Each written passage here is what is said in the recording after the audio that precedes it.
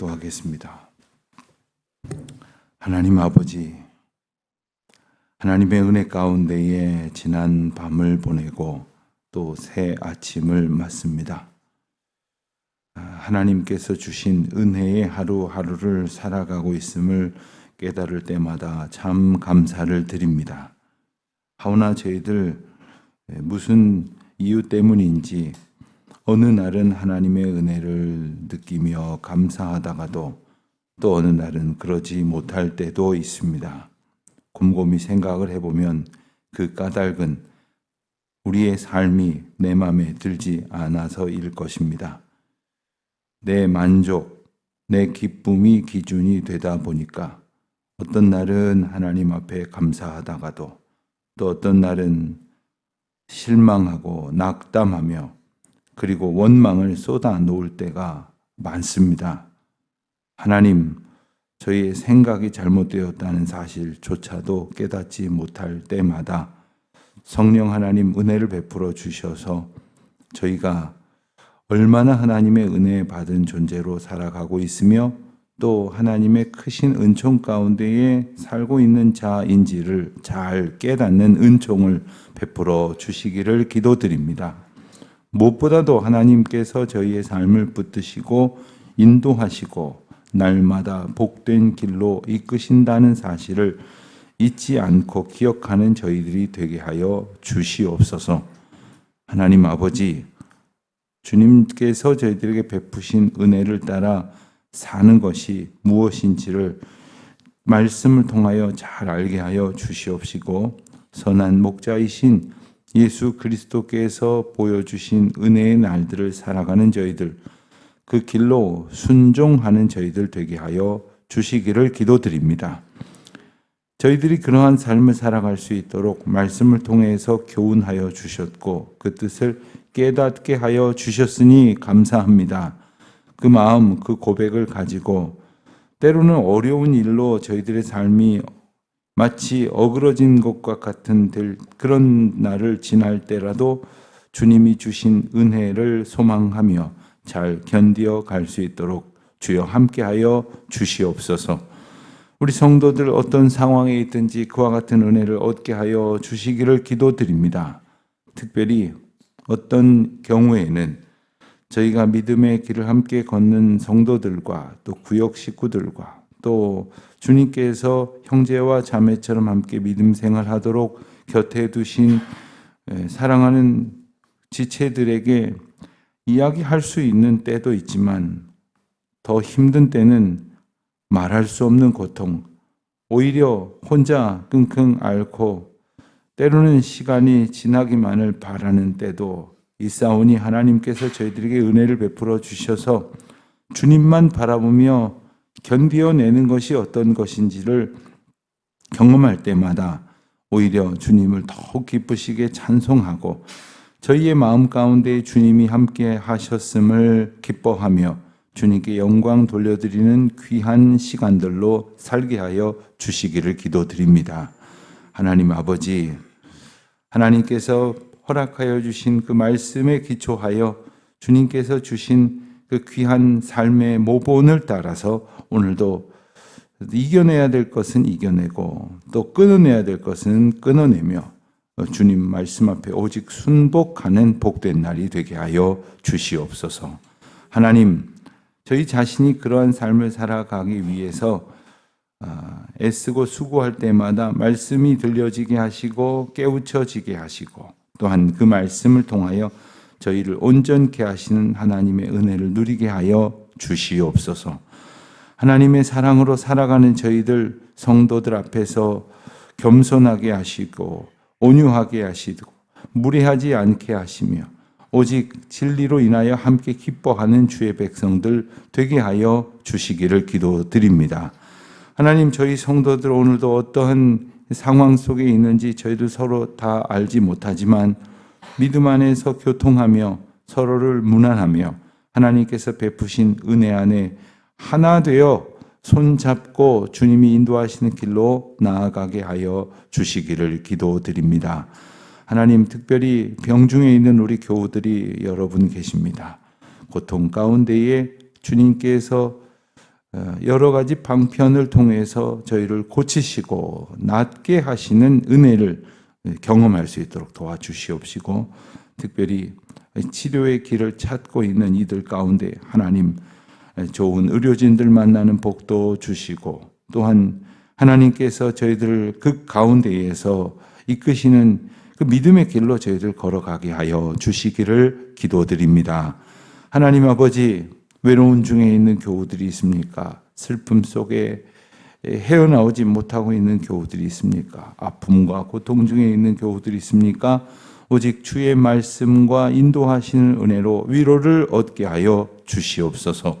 오늘도 때로는 힘든 길을 걸어가느라고 두려움 가운데 있을지라도 주님 더욱 굳게 바라봄으로 주님과 동행하는 기쁨을 새롭게 하는 시간 되게 하여 주시기를 원하옵고, 특별히 소중한 이 시간 가운데에 함께 하시는 모든 주님의 은혜를 누리는 날들 되게 하여 주시옵소서. 여행 중에 있는 교우들이 있습니다. 출타 중에 있는 교우들이 있습니다. 사랑하는 가족들을 만나기 위하여 혹은 함께하기 위하여 걷는 그 모든 걸음마다 우리 주님 동행하여 주시기를 기도드립니다. 지방에 거주하고 있는 여러 교우들, 해외 우리 교우들 하나님의 은혜 가운데 안보하여 주시옵시고, 세계 각처에서 믿음의 선한 싸움을 싸워가는 우리 선교 동역자들 하나님의 은혜 안에 들려오는 소식이 복되도록 인도하여 주시옵소서. 오늘 독창회를 갖는 최윤정 집사님에게도 함께하여 주시옵시고, 하나님께서 그의 몸과 마음과 그리고 하나님 앞에 드리는 온전한 의탁과 고백을 통하여 하나님의 영광이 드러나는 귀한 시간 삼아 주시옵소서. 아버지 하나님, 오늘도 오직 주시는 말씀에 의지하여 그 말씀 붙들고 살아가는 저희들 되어지기를 간절히 소원하오며, 이 모든 말씀 우리 주 예수 그리스도의 이름으로 기도드립니다. 아멘. 베드로 전서 계속해서 보겠습니다. 2장 11절부터 25절까지의 말씀, 베드로 전서 2장 11절부터 25절까지의 말씀 우리 함께 봉독하도록 하겠습니다. 사랑하는 자들아, 거류민과 나그네 같은 너희를 권하노니 혈륜을 저슬러 싸우는 육체의 정욕을 제어하라. 너희가 이방인 중에서 행실을 선하게 가져 너희를 악한다고 비방하는 자들로 하여금 너희 선한 일을 보고 오시는 날에 하나님께 영광을 돌리게 하려 함이라. 인간의 모든 제도와 주를 위하여 순종하되, 혹은 여기 있는 왕이나 혹은 그가 악행하는 자를 징벌하고 선행하는 자를 보상하기 위하여 보낸 종독에게 하라. 곧 선행으로 어리석은 사람들의 무식한 말을 막으시는 것이라. 너희는 자유가 있으나 그 자유로 악을 가리는 데 쓰지 말고 오직 하나님의 종과 같이 하라. 무사람을 공경하며 형제를 사랑하며 하나님을 두려워하며 악을 존대하라. 사환들아, 범사에 두려워함으로 주인들에게 순종하되 선하고 관용하는 자들에게만 아니라 또한 가까운 자들에게도 그리하라. 부당하게 고난을 받아도 하나님을 생각함으로 슬픔을 참으면 이는 아름다우나, 죄가 있어 매를 맞고 참으면 무슨 칭찬이 있으리요. 그러나 선을 행함으로 고난을 받고 참으면 이는 하나님 앞에 아름다우니라.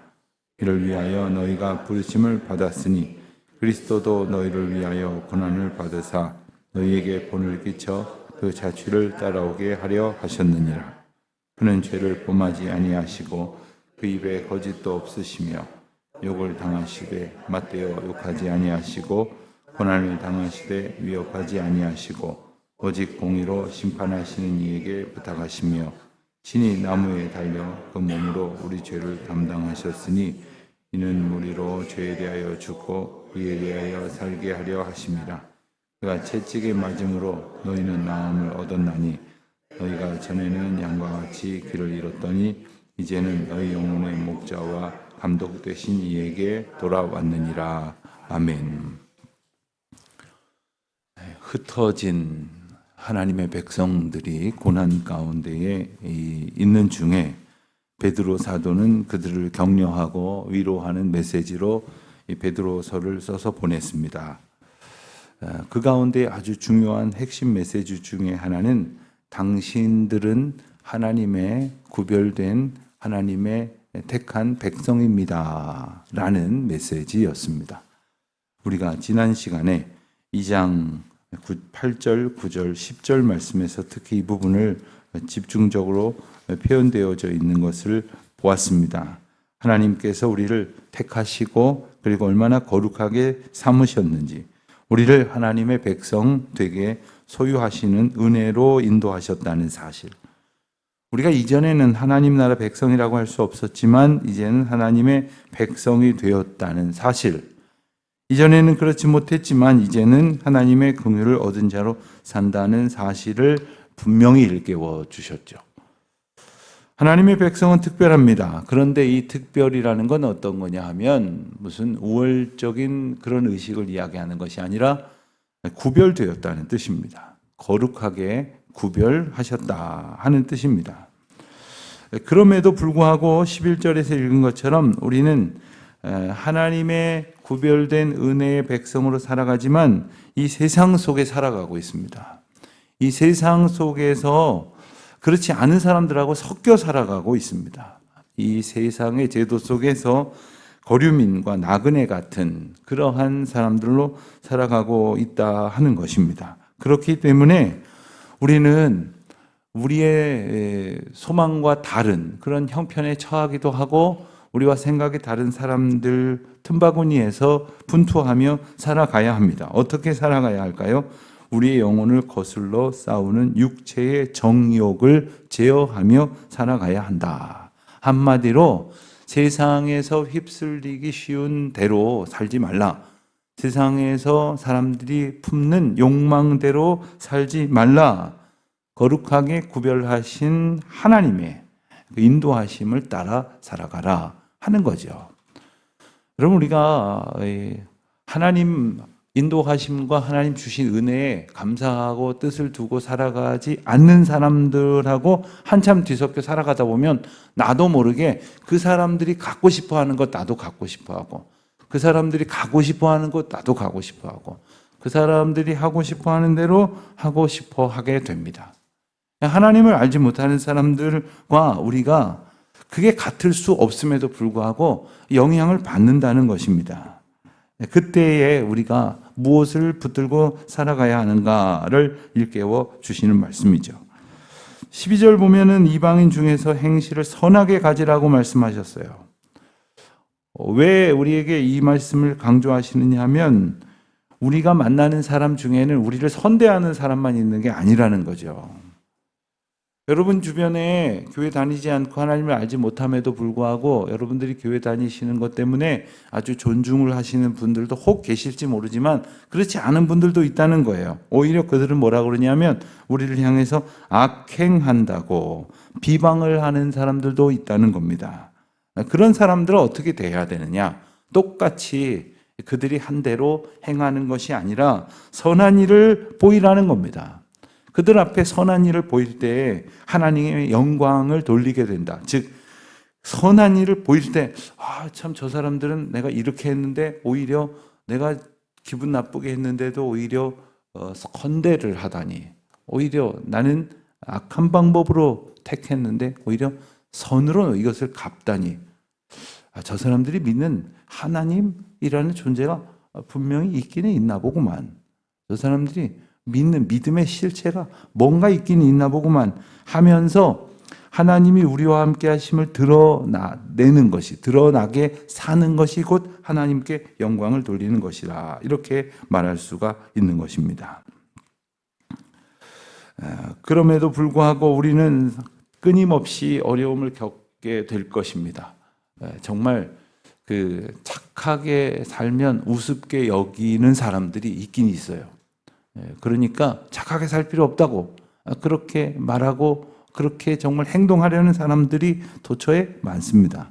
그럼에도 불구하고 우리가 살아가야 할 방식이 선한 것이어야 하는 이유는 예수님께서 그렇게 사셨기 때문입니다.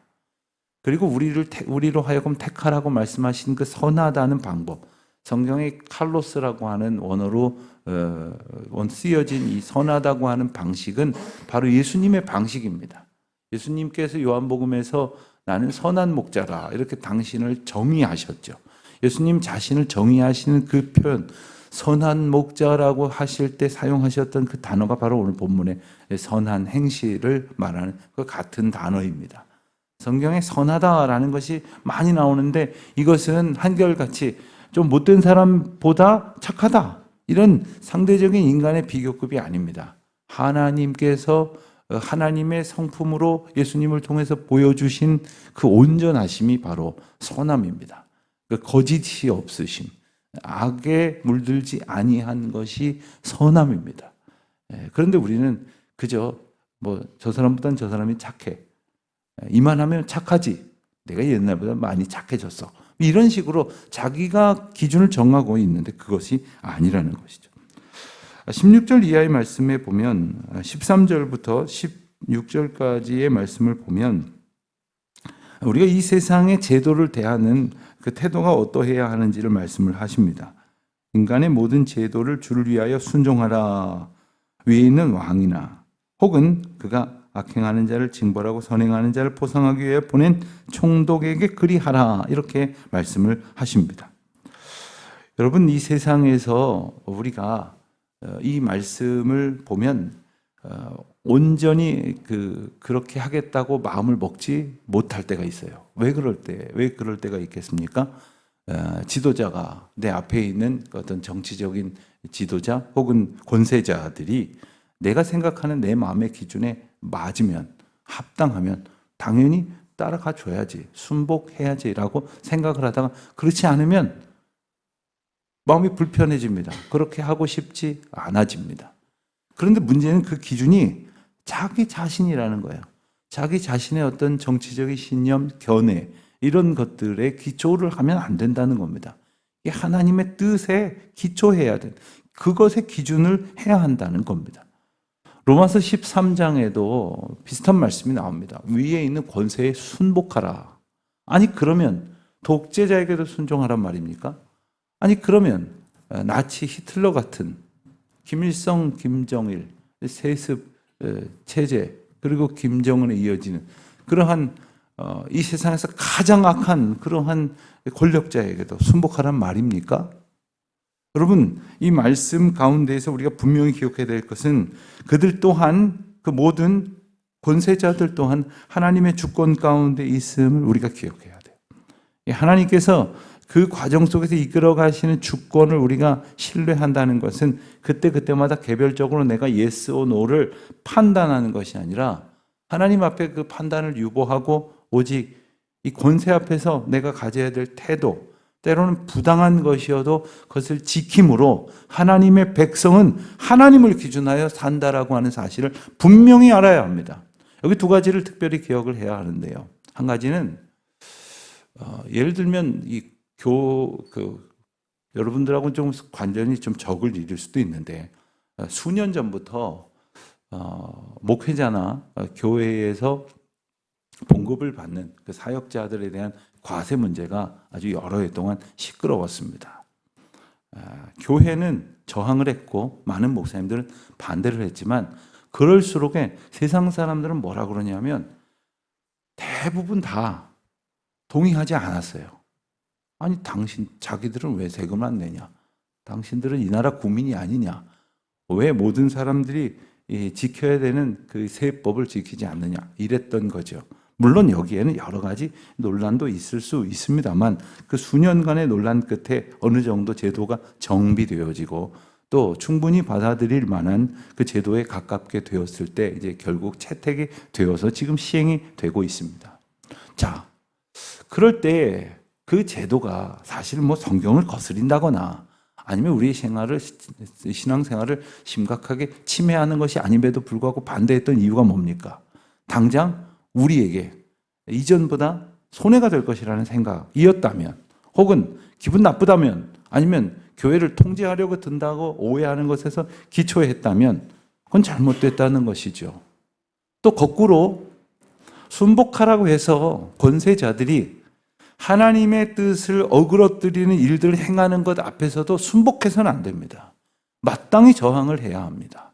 예를 들면 지금 여러 해째 저도 여러 번 말씀을 드렸습니다마는 성경의 하나님의 통치 원리를 정면으로 거스리는 법들을 만들려고 하는 그러한 일들이 이 나라에서 자행되고 있어요.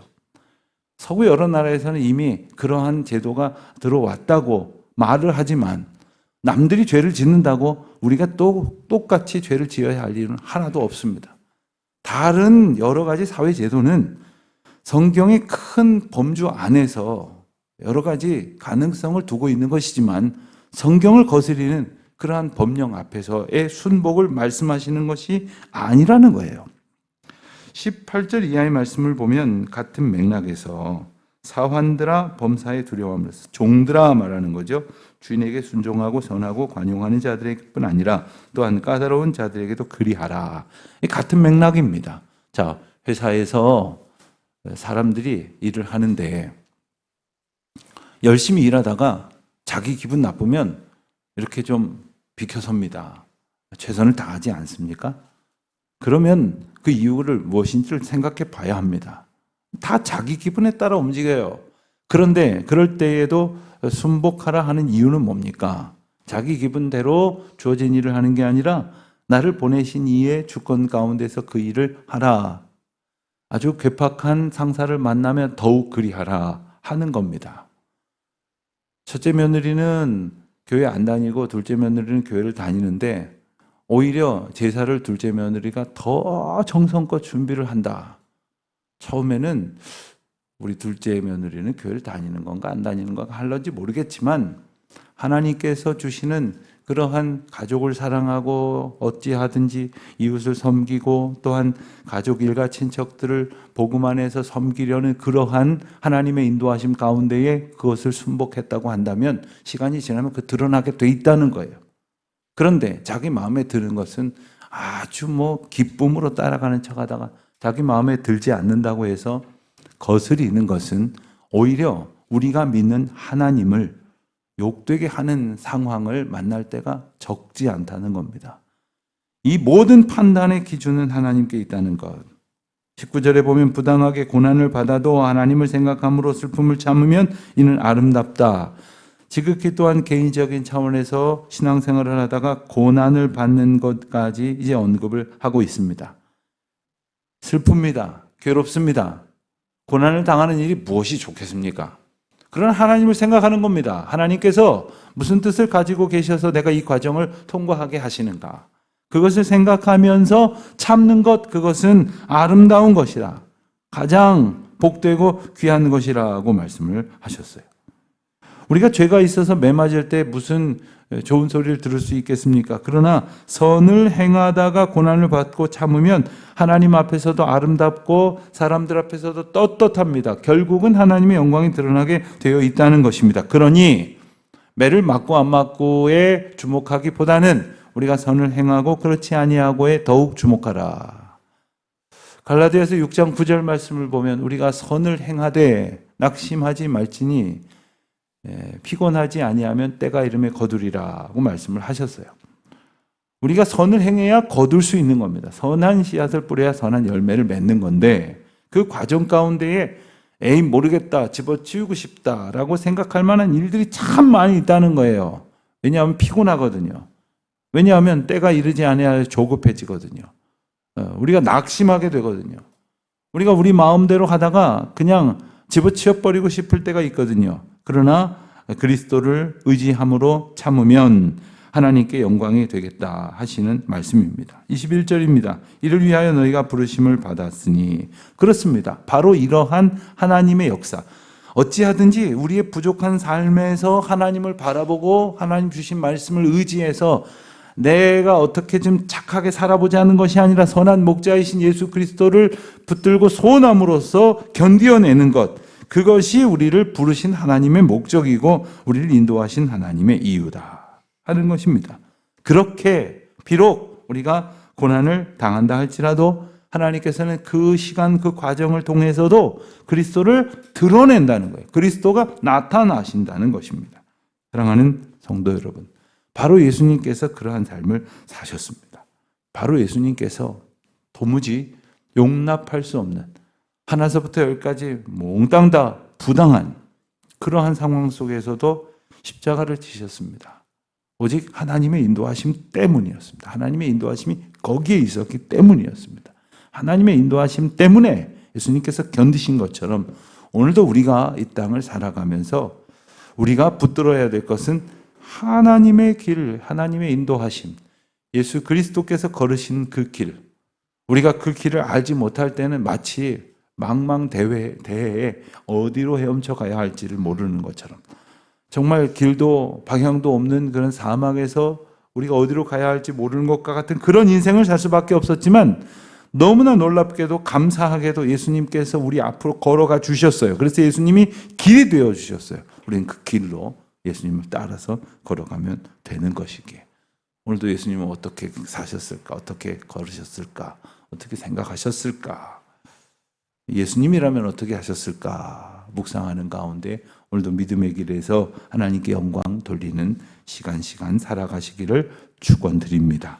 기도하겠습니다. 하나님 아버지, 저희의 뜻, 저희 생각, 저희 마음대로 사는 이 하루가 아니라 오직 하나님의 인도하심대로 살아가는 하루 되게 하여 주시옵소서. 그리하여 정말 기쁨이 충만하고 우리 눈앞에 펼쳐진 일들이 때론 우리 마음에 들지 않아도 주님의 놀라우신 일들이 이루어지고 있음을 기뻐하는 저희들 되게 하여 주시옵소서. 예수님의 이름으로 기도드립니다. 아멘.